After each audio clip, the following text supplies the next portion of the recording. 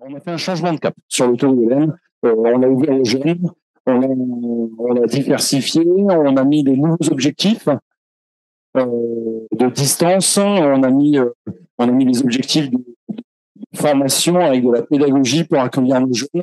Et aussi, on s'est inscrit dans la diminution de l'empreinte carbone générale du Tour avec, comme j'ai dit, une distance moindre par la route. On a réduit aussi tout ce qui était service. Alors, on s'est appuyé sur la bienveillance et la générosité des clubs qui nous faisaient la nourriture, etc. Et aussi, on est allé jusqu'au bout du bout en ayant toutes les commodités, on va dire, écologiques et économiques. Alors, ce tour, il a eu du 21 au 29 juillet. Exact. Il est parti d'où? Il est arrivé où? Alors, on est parti de Albi-Castelvert, dans la plus belle région du monde en Occitanie. Et après, on est les Alpes, oui. Et après, on est revenu à une base ULM typique, dans le Tarn aussi, à Saint-Dié-les-Lavores. Alors, il y a des personnes qui ont participé, là. T'étais sur le tour? Comment tu t'appelles? Et Laura. Comment tu l'as vécu, ce tour? Vas-y, raconte-nous. Au début, j'avais un peu d'appréhension parce que j'avais vu qu'il y avait qu'un seul vol dans la journée et après quelques animations.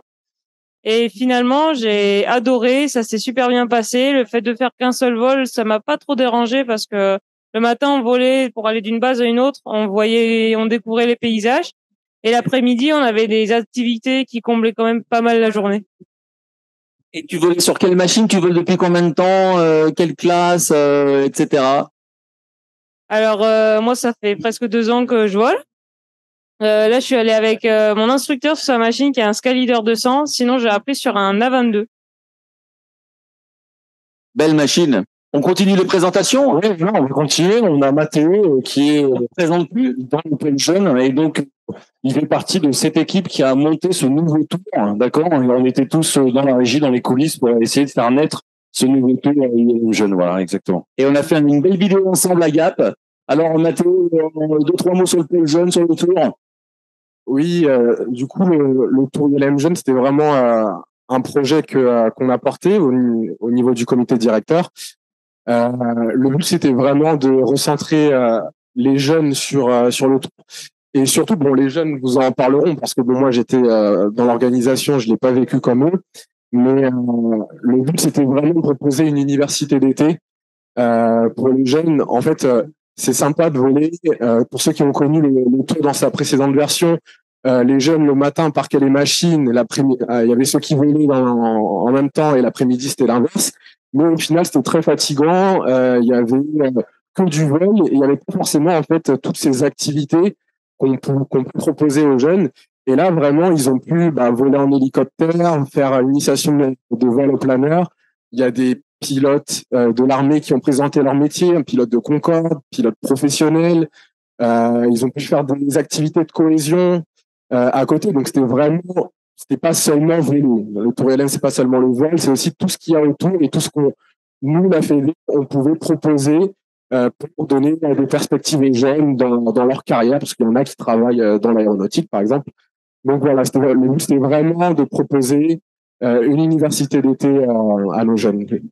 Oui, en fait, pour rebondir sur ce que dit Mathéo, le principe, c'était on vole le matin à la fraîche parce que c'était en juillet, donc comme ça, on pouvait lutter contre les fortes chaleurs et rester dans un domaine de vol et une enveloppe de vol qui reste hyper sécuritaire parce que on avait beaucoup de jeunes qui étaient brevetés, mais on avait aussi des élèves, on avait des mineurs. Avec Philippe, il va nous raconter son histoire, qui est une histoire incroyable du tour, comme sur tous les tours UL.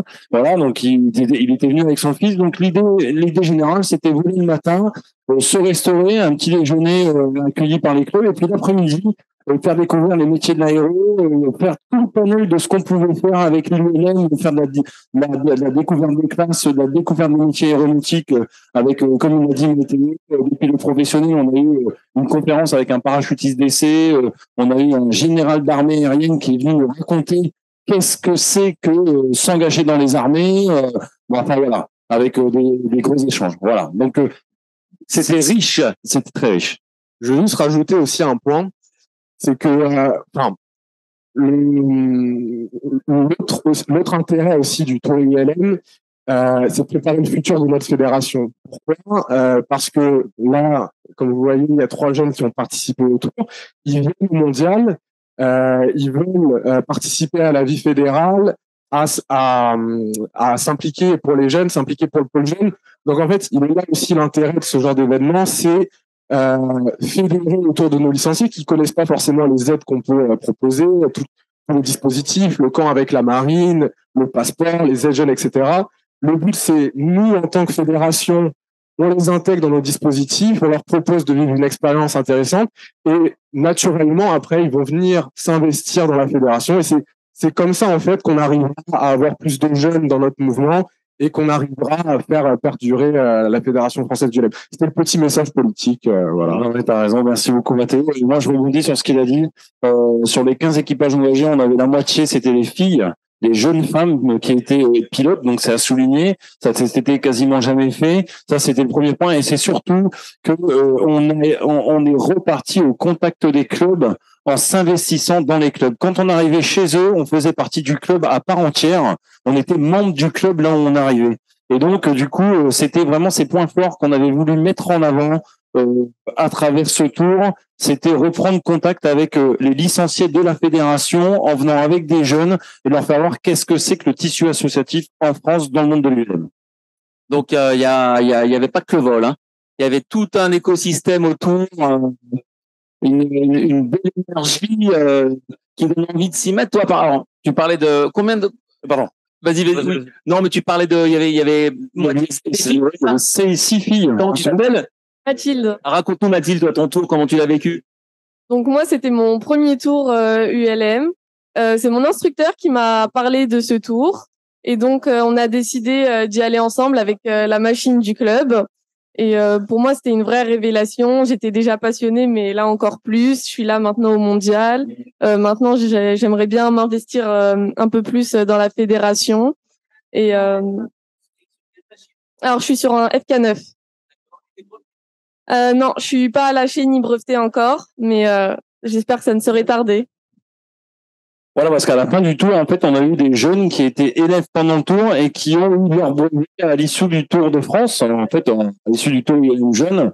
Donc, on a aussi emmagasiné de l'expérience, des échanges dans la préparation des nages. Il faut dire aussi qu'on avait un partenariat avec la DGAC, le SIA, la MALG, et on peut remercier aussi Evelyne Gogniot qui nous a donné un coup de main phénoménal à préparer ce tour. Elle aussi, elle était dans les coulisses, active, et donc du coup, on avait 2 contrôleurs de la DGAC qui étaient avec nous pour préparer la navigation. On faisait les briefings météo. On était dans ce cadre un peu d'aviation professionnelle avec des vrais briefings pour faire progresser nos jeunes. Et après, on avait ce temps de travail qui leur était accordé pour pouvoir préparer leur navigation avec leur instructeur et puis partager aussi leurs expériences. Et si tu veux bien, Jérôme, on va laisser Philippe conter la belle histoire du tour.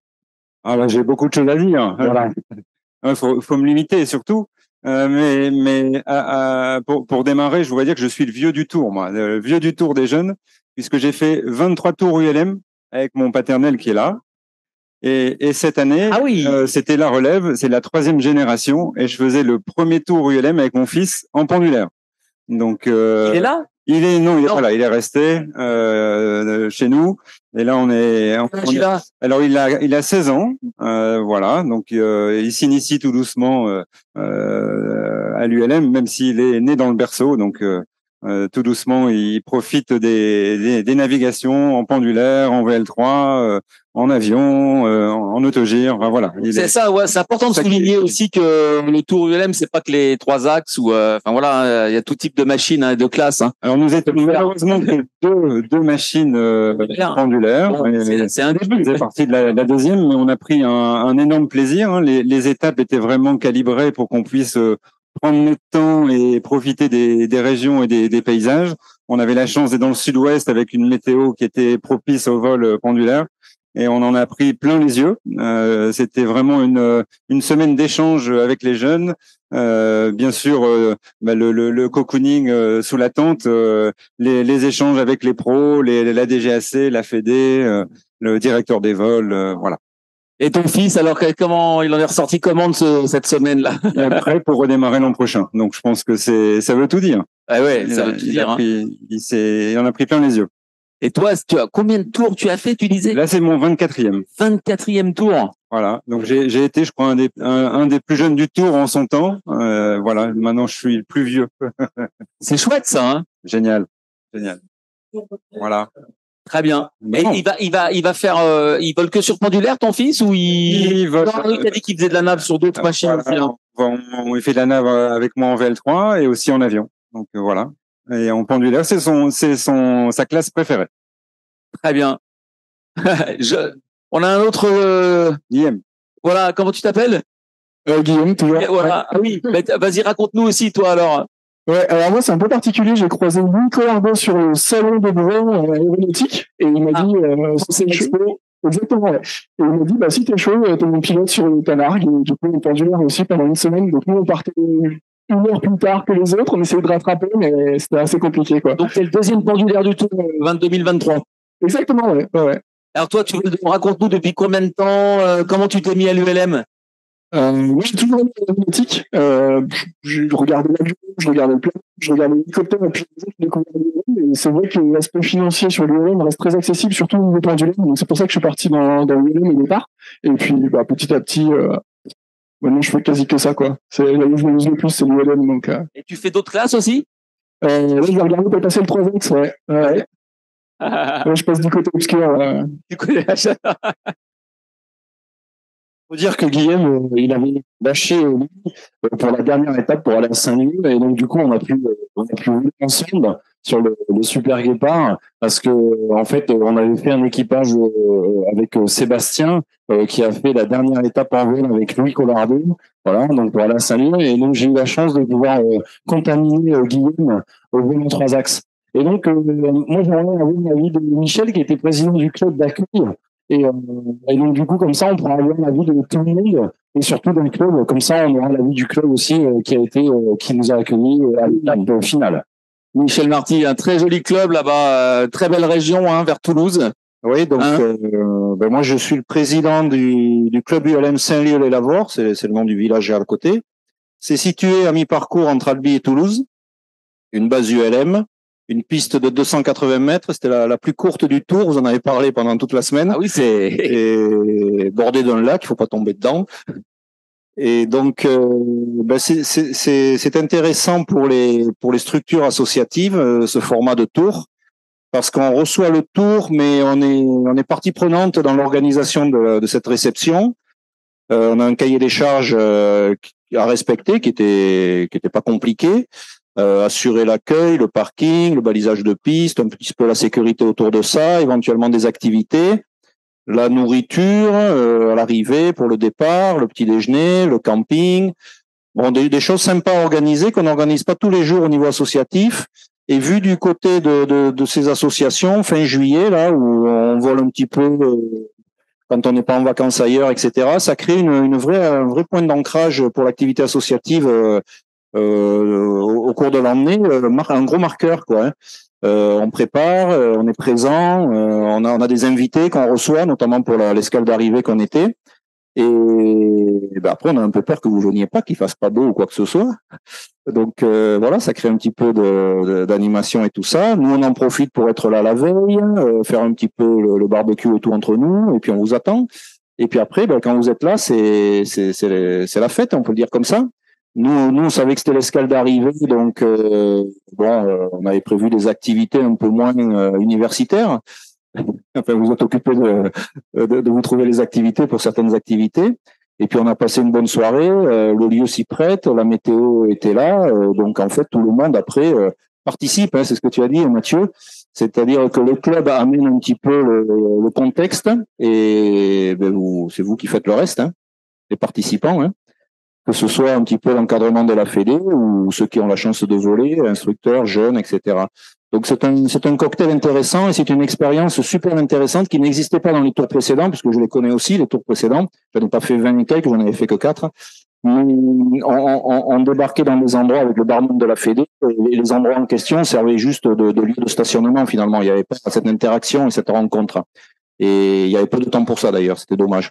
Donc c'est vrai qu'on a tous fait le constat de un vol par semaine, par jour, pardon, suffit. Voilà, je crois que voilà, le retour d'expérience est assez unanime sur ce point-là.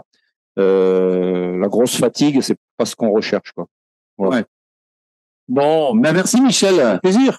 Et je vois aussi il y a des jeunes pilotes aussi là dans la compris non pas pilote. Alors raconte-nous, toi, tu t'aimerais devenir pilote? Oui, j'aimerais devenir pilote. Comment tu t'appelles? Cassie. Je vous ai vu au Tour ULM. Voilà, Cassie, en fait, elle faisait partie de l'équipe VSR qui nous a accueillis à Pau pour l'étape de repos. Voilà. Et donc, dans l'équipe VSR, oui, c'est, tu veux me dire, Cassie, VSR, j'ai mangé dedans. Non, mais... Merci, Cassie, c'est génial. non. Voilà, VSR, c'est Olivier Dumas, Vassim, Racing, voilà, Vassim, Racing Service, voilà. Et donc, du coup, Cassie, elle était là-bas et on a eu la chance de pouvoir la rencontrer parce qu'elle faisait partie de l'équipe qui nous a accueillis à Pau et on a pris contact avec elle parce qu'elle fait de très beaux reportages photos, un œil artistique qu'on a voulu conserver. Et donc, du coup, elle est sur le mondial ici pour pouvoir rencontrer Mathéo et qu'on puisse peut-être, pourquoi pas, après... donc on va chercher vraiment tous les talents dans ce tour. C'est là, on a été piqué, poinçonné, on a été aller chercher un peu tout ce qu'il y avait. Moi, j'aimerais avoir l'avis de notre médecin fédéral, qui était le médecin du tour avec son coéquipier et pilote Benoît qui n'est pas là parce que il y a des gens qui travaillent aussi le week-end. Et si Benoît permet, on va pouvoir donner la parole à Jacques. Bien, bah, ce tour, pour moi, ça a été vraiment un peu magique. J'ai l'habitude d'accompagner, j'ai accompagné le Tour ULM en tant que médecin, le Tour ULM 2019, mais c'était dans un autre contexte. C'était le contexte du Tour avec 120 machines, et puis c'était dans un hélicoptère, etc. Et là, dans cette formule, il y a effectivement mon ami Benoît qui a mis à disposition son appareil pour qu'on puisse accompagner le Tour. Donc, j'ai pu l'accompagner en tant que médecin. Je n'ai pas eu beaucoup à intervenir, heureusement, avec nos jeunes, mais c'est vrai que l'ambiance qu'il y avait dans ce Tour, elle était formidable. La cohésion qu'il y a eu entre les jeunes et les anciens aussi. Et j'ai été très agréablement surpris de l'accueil de tous les clubs qui nous ont accueillis. Et je remercie surtout Mathieu, grâce à qui c'est lui la cheville ouvrière de ce Tour ULM. Et si ce Tour s'est bien passé, c'est à cause de la préparation qui a été faite en amont et qui a été vraiment d'une excellente qualité. Donc, merci Mathieu, merci à tous les jeunes qui étaient là, grâce à qui, donc, on a passé un bon tour. Et j'espère que l'expérience se renouvellera, peut-être avec un peu plus d'équipage, si possible, et qui sera que mieux. Merci, Jacques. Je vois un autre jeune là-bas dans le public, là. Alors, vous êtes, comment tu t'appelles? Tu pilotes, t'as envie de faire de l'ULM? Raconte-nous aussi. Alors, je m'appelle Anthony, j'ai 15 ans. C'est grâce à mon papa que j'ai découvert le monde de l'ULM. Il est pilote depuis 10 ans à Val d'Orée, près de Rouen. Et donc, je pilote avec lui de temps en temps, avec lui dans l'avion, quoi. J'ai fait l'escadrille jeunesse à la base militaire d'Évreux pendant 1 an, où on a vraiment beaucoup découvert le monde de l'aéronautique en général, où j'ai d'ailleurs passé le BIA là-bas. Et vraiment, c'est des moments qu'on a vécu pendant 1 an, vraiment une cohésion, des sorties inoubliables, comme par exemple l'entrepentant de Josephine Baker. Enfin, c'est vraiment des choses qu'on vit qu'une fois dans notre vie, quoi. On peut pas, tout le monde n'a pas la chance d'être là-bas, et donc voilà, c'est vraiment des très bons souvenirs. Et là, le Tour ULM, ça te donne envie alors? Oui, c'est vrai que ça peut vraiment être quelque chose d'intéressant à faire une fois dans sa vie, quoi. Enfin, c'est vraiment super intéressant, quoi. Là, tu t'aimerais le breveter? Oui, pourquoi pas, oui, peut-être dans le long terme, oui, pourquoi pas, et pourquoi pas en multi-axe. Super. Bon, alors les inscriptions ouvrent quand, Mathieu? Alors, on va pas donner des secrets parce qu'il n'y a pas de secret, évidemment.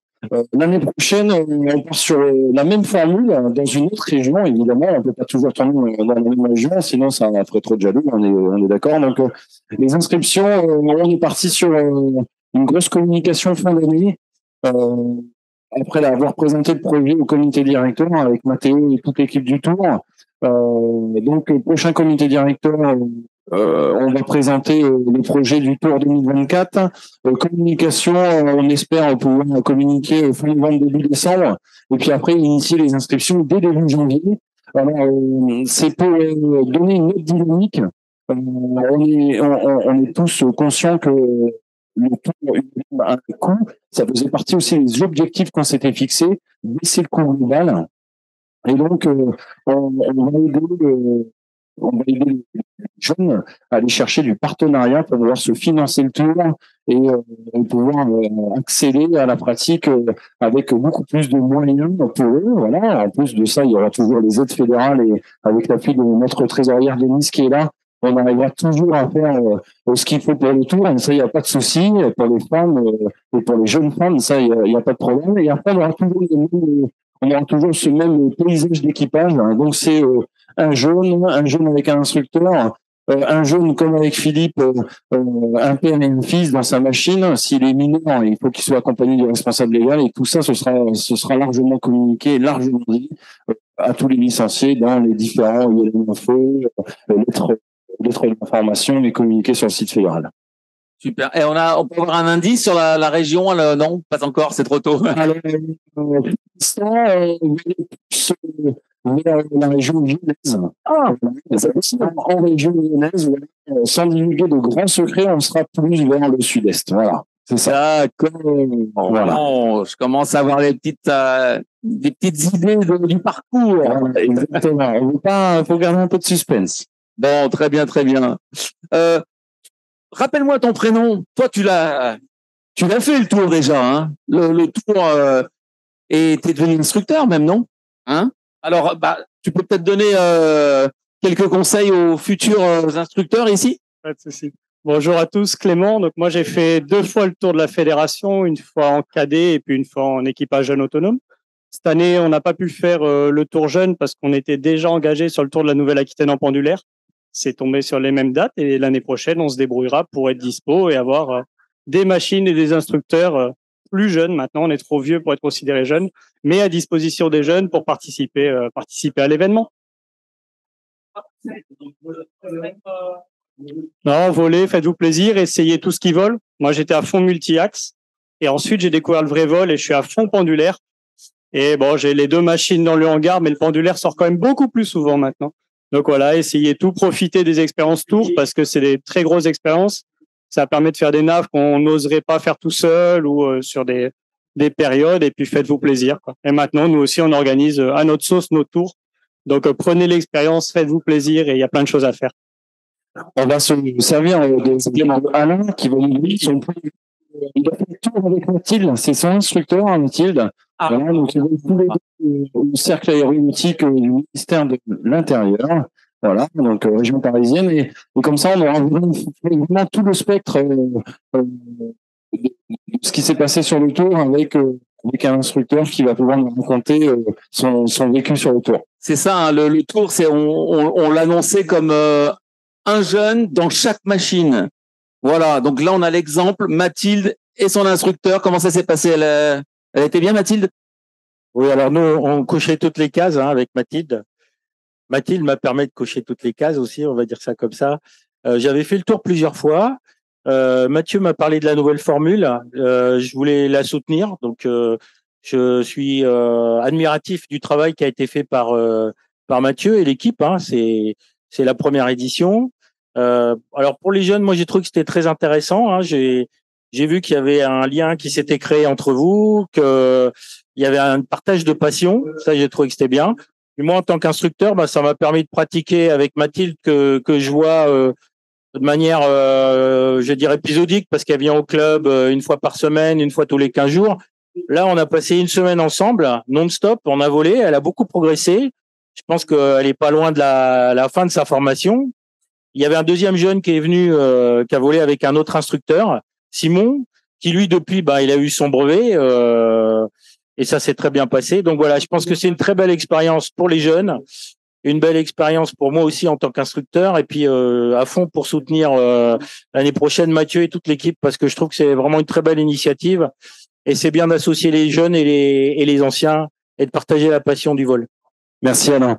On a juste derrière toi Alain Vasquez, qui a aussi été instructeur, c'est l'instructeur de l'ERA. Ils ont venu ensemble sur le Sky Leader 200 d'Alain. Il va pouvoir aussi nous donner un peu son avis d'ancien pilote. Bien sûr, voilà. Bon, j'ai pas énormément de choses à rajouter sur ce qui a été dit par notre Alain. On fait partie des anciens, les Alains. C'est très appréciable l'organisation pour les jeunes.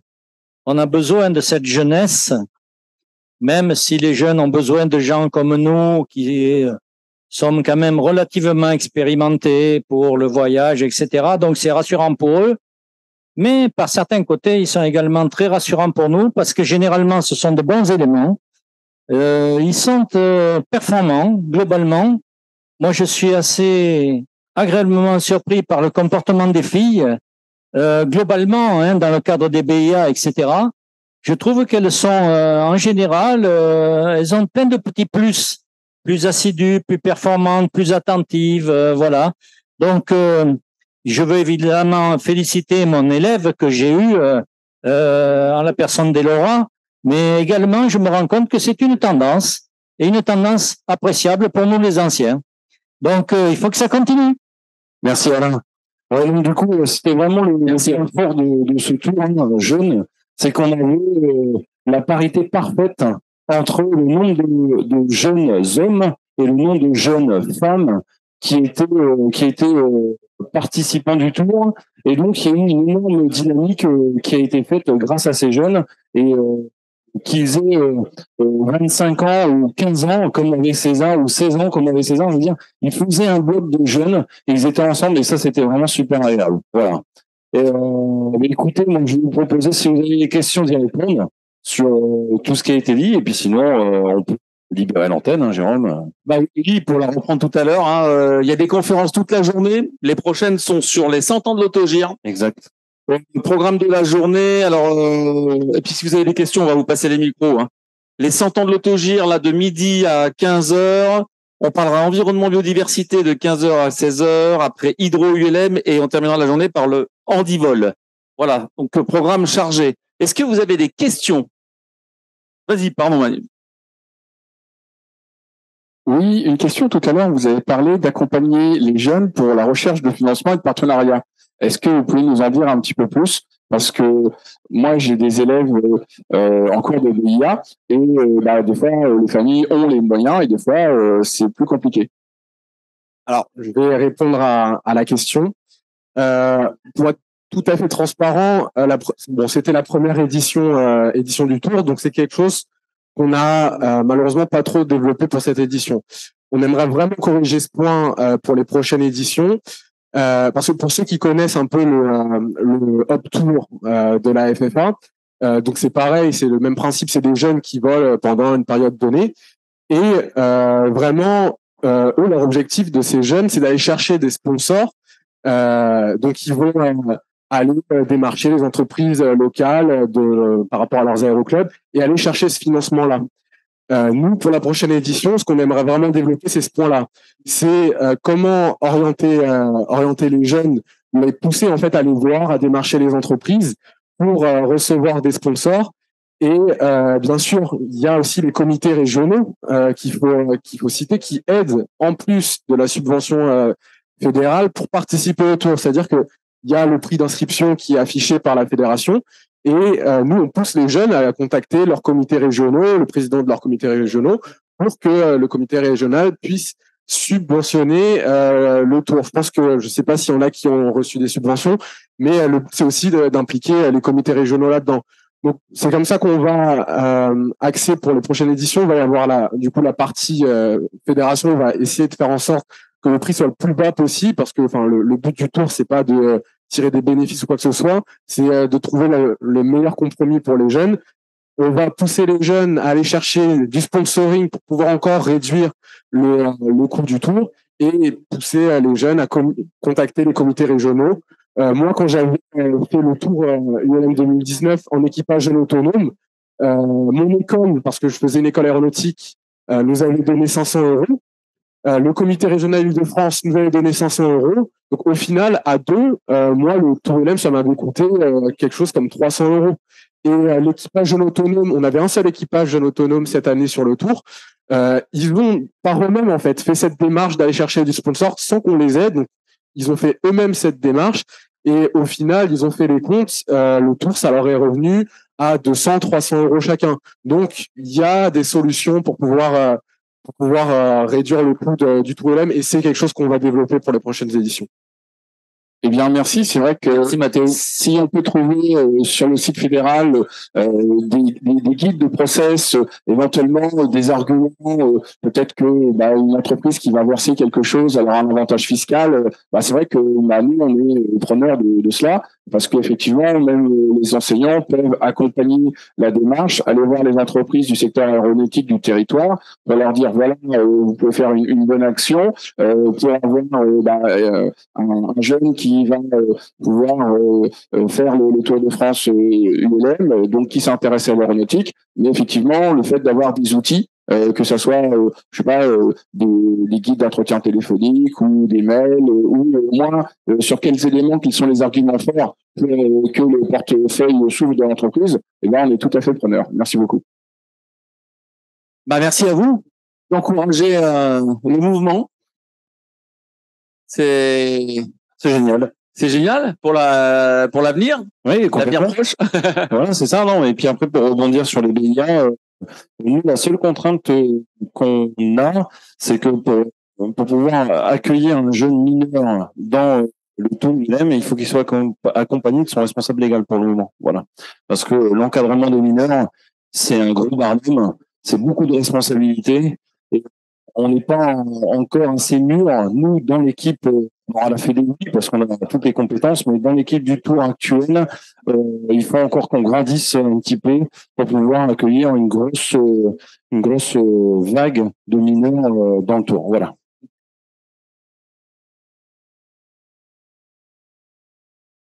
Oui, voilà. Oui, tout à fait, c'est ça. Jeune logement, tout va bien. Super. Eh ben, on reste en contact. Messieurs, là, vous volez ou pas, vous? Alors, et vous avez envie? J'ai déjà expérimenté en vol avec Mathéo, qui m'a fait mon baptême de l'air, du coup. À Castres? Non, c'était à côté de Dreux. Bon, les paysages étaient pas incroyables, mais déjà de voir autre chose que la nationale, c'était vraiment quelque chose de pas mal. Non, en vrai, c'est une bonne liberté. C'est quelque chose qui donne envie, ça fait rêver. J'ai plus le cœur pour la mer que pour l'air, mais pourquoi pas essayer?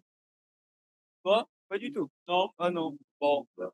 T'as le mal des airs? Automobile seulement, il faut tout, hein. Voilà. Exactement. Voilà. Bon. Oui, désolé, Mathieu. Je voudrais rajouter quelque chose.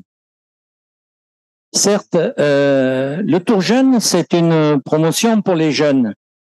Mais il faudrait que les jeunes assurent leur propre promotion en parlant avec leur propre entourage de jeunes.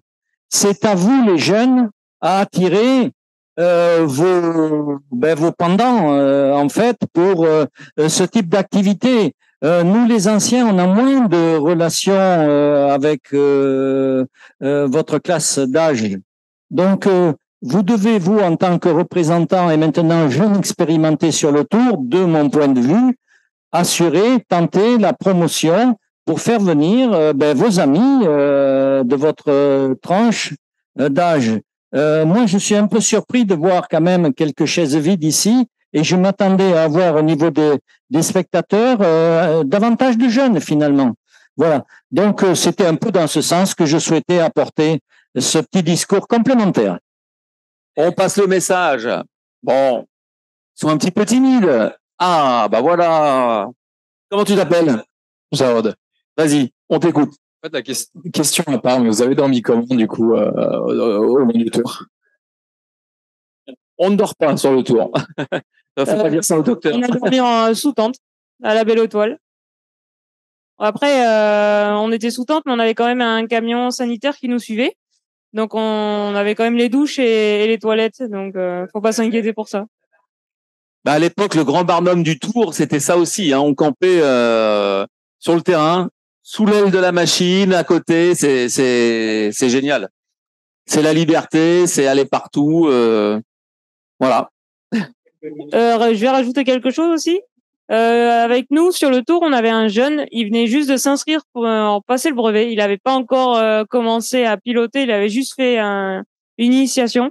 Et il a fait le tour avec nous. Donc, c'est pour dire que même en n'ayant pas forcément commencé les leçons de vol, en s'étant juste inscrit, on peut faire le tour. Ça, c'est quand même important aussi de le dire parce que ça permet de mettre le pied à l'étrier ou en tout cas de. Il y a pas meilleure façon de découvrir la pratique, quoi. C'est. Ouais. Et je voulais vous demander aussi, l'aviation, l'ULM, ça suscite aussi des vocations. Mathéo, on est l'exemple. Tu travailles chez Dassault, Mathéo, n'est-ce pas? Et est-ce que vous avez envie, est-ce que ça vous a donné aussi des déclics, toi, de vous lancer dans l'aéronautique? Pas nécessairement pilote, hein, il y a plein de métiers. Alors moi, j'ai toujours été intéressée par l'aéronautique et donc ça fait déjà presque 4 ans que je travaille en tant que mécanicienne aéronautique. Ah, tu travailles où? Je travaille à l'AIA de Bordeaux. C'est un établissement public, donc on répare les moteurs des avions de chasse, entre autres, de l'armée de l'air. À Bordeaux? Oui. Très bien, excellent. Et il y en a d'autres qui voudraient bosser dans l'aéronautique? Ou c'est déjà le cas? Ou je sais pas. Alors moi, c'est pas encore. Se former en tout cas. Voilà. Pour l'instant, donc je fais encore des études, mais cette année justement, je suis en train de préparer le concours des cadets d'Air France parce que plus tard, donc j'aimerais bien être pilote. Eh ben, écoute, on peut que te souhaiter de réussir. En plus, là, c'est le moment. Hein. Il y a des besoins en recrutement. Donc, c'est quand les prochaines le pro concours? Il est quand le prochain concours des cadets là? Alors, des concours, il y en a assez régulièrement, mais il y a une condition qui est qu'il faut avoir fait minimum 2 ans d'études, et donc il faut que je fasse une 2e année d'études avant de pouvoir postuler. Et là, t'étudies quoi en ce moment? Alors, rien à voir, je fais de l'économie. D'accord. Bon, bah écoute, de toute façon, on peut devenir pilote sans nécessairement faire maths sup, maths spé. C'est important de le souligner aussi, ça. Et donc, dans le profil des jeunes qu'on a là, on a des jeunes qui avaient fait le tour historique. On a aussi, comme il aura, des jeunes qui avaient fait le camp Hermer de la fédération. On a Guillaume qui fait de la compétition. On a en fait tout le panel des jeunes. Vraiment, hein, c'était vraiment un tour jeune complémentaire avec tout ce que fait la fédération, tout ce que peut proposer la fédération au sein du tour. On avait tout ce panel. Et donc, du coup, ça a été une fois de plus vraiment très riche d'échanges. Et donc, l'année prochaine, on vous attend nombreux pour venir enrichir aussi de votre culture le tour qui va se faire en juillet 2024.